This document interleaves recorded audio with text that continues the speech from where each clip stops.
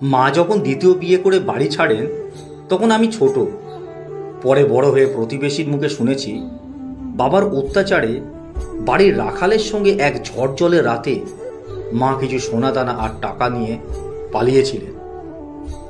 Medical কলেজে পড়ার সময় কেন জানি না মায়ের জন্য মন কেমন করত। শেষে এমন হলো পড়াশোনা লাটে ওঠার জোগাড়। একদিন সহপাঠী শুক্লার পরামর্শে দুজন খুঁজতে শুরু করি এবং হাজরাপুর নামক একটি গ্রামে ওনাদের সন্ধান পাই। তারপর এক রোববার সকালে শুরু হয় আমাদের যাত্রা। শিয়ালদহ থেকে কৃষ্ণনগর লাইনে বীরনগর স্টেশনে নেবে টোটো করে হাজরাপুর পৌঁছতে বেলা 11টা বাজল। নামধাম বলাতে লোকজন জানালো চূর্ণির তীরে ওই নামের একটি পরিবার আছে। এতক্ষণ উদ্বেগ ছিল, কিন্তু সঠিক হদিশ পাওয়ার পরেই মনটা কেমন পিছু টানতে লাগলো। পা যেন আর এগোতে চায় না। শুক্লা কিছু একটা অনুমান করে হেসে জিজ্ঞাসা করলো, কিরে লজ্জা লজ্জা করছে? সত্যি বলতে লজ্জাই করছিল। বারবার মনে হচ্ছিল ফিরে যায়। কি দরকার আর খোঁজ নেবার?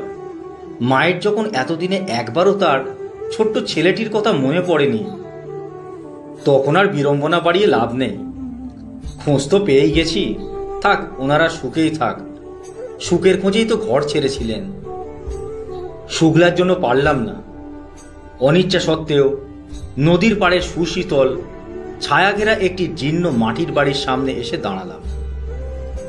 উঠান থেকেই একটি ছোট্ট পথ নেমে গেছে চূর্ণিতে। সেখানে দেখলাম একজন বয়স্ক লোক স্নান করছেন। মাথায় জটা, মুখ ভর্তি দাড়ি।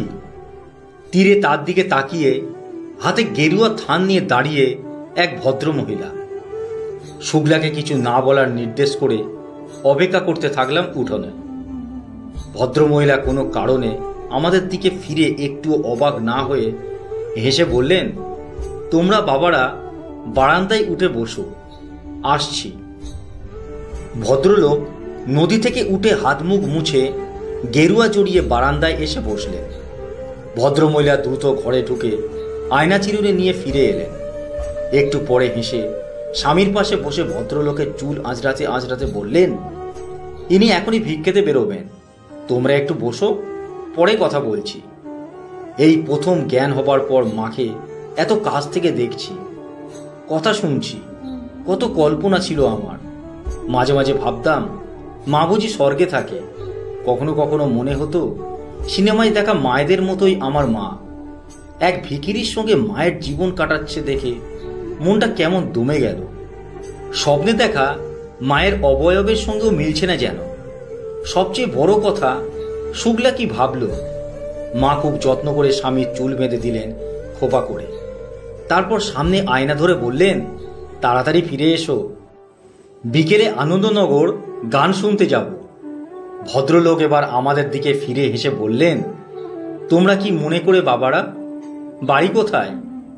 এ সময় একটি অল্প বয়সী বউ কা কা করতে করতে দুমদাম পা ফেলে এলো। এসে চিৎকার করে 25 রকম নালিশ ঠুকে দুম করে বারান্দায় বসে পড়ল। হঠাৎ আমাদের দেখে ভোরকে গিয়ে আবার উঠে দাঁড়ালো। ভদ্রমহিলা হেসে জিজ্ঞাসা করলেন, কিরে সন্ধ্যা, সকালবেলায় আবার কি হলো? এবার সন্ধ্যা হাত পা নাচিয়ে মুখ ঘুরিয়ে বলল, কি করি বলো তো মাসি, রতনের ছোকছোকানি যে গেল না, তাবিজ বেঁধে কি লাভ হলো? মা হেসে চিরুনি থেকে চুল ছাড়তে ছাড়তে বললেন, ওরে পাগল, পুরুষের ভালোবাসা বড়ই ধৈর্যহীন, অবুঝ। ওটা এক প্রকার উপহার, সহজে পাওয়া যায় না। তুই এখন যা, সন্ধেবেলা রতনকে নিয়ে আসিস। সন্ধ্যা মনে হলো আরো অনেক কথা বলতো, কিন্তু আমরা রয়েছি দেখে দমে গিয়ে ভদ্রলোকের সঙ্গে বকতে বকতে বেরিয়ে গেল। লোকটির প্রশ্নের উত্তর আর আমাদের দেওয়া হলো না। সন্ধ্যার কথার রেশ ধরে শুক্লা বলল, মাসি আমিও ওই কারণে এসেছিলাম। আমাকে দেখিয়ে শুক্লা পুনরায় বলল, ও কোনো কথা শোনে না, যদি একটা তাবিজ। ভদ্রমহিলা কোনো কথা না বলে উঠে ঘরে গেলেন। তৎক্ষণাৎ আবার একটি তাবিজ নিয়ে ফিরে এসে শুক্লার হাতে দিয়ে বললেন, মন থেকে ভালোবাসলে তাবিজ লাগে না রে। তোদের মঙ্গল হোক। এখানে আসার পর থেকে আমি একটিও কথা বলিনি, বলার প্রয়োজন মনে করিনি। কি বলবো, কি বলার থাকতে পারে। বারবার মনে হচ্ছে আসাটাই ঠিক হয়নি, না এলেই ভালো হতো। থাকুক না ওনারা ওনাদের মতো, চোখের দেখা দেখে গেলাম, এতেই সুখ। এক সময় বিরস বদনে শুক্লাকে বললাম, চ এবার রওনা হই। শুক্লাও বোধ হয় আর কোনো কথা বলার ছিল না। সে তৎক্ষণাৎ উঠে দাঁড়িয়ে চুড়িদারটা বাঁ হাতে একটু ঝেড়ে বলল, চ। আমরা উঠে দাঁড়ালাম। কেন জানি না শুক্লা মায়ের পায়ে হাত দিয়ে প্রণাম করল। দেখা দেখি আমিও করলাম। ভেতরটা কেন জানি না চমকে উঠল হঠাৎ। মায়ের পায়ের স্পর্শ সুখ যেন ভেতরটা আমার প্লাবনের জলের মতো ভাসিয়ে নিয়ে গেল। মনে হচ্ছিল আমি ওখানে জ্ঞান হারিয়ে পড়ে যাব। বাড়ি থেকে বেরোতে বেরোতে ভাবছিলাম, যাগ্গে তবু ভালো চিনতে পারিনি, কোনো সিন ক্রিয়েট হয়নি, শুক্লাও কিছু বলে দেয়নি। কিছুটা আসার পর হঠাৎ আমার ছোটবেলার নাম শুনে চমকে পিছনে ফিরে দেখি মা দ্রুত আমাদের দিকেই হনন করে আসছেন।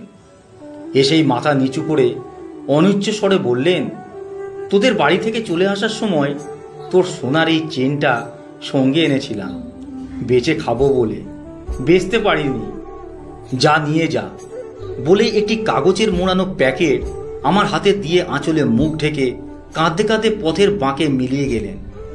সোনার চেন হাতে নির্বাক আমি দাঁড়িয়ে রইলাম সেখানে।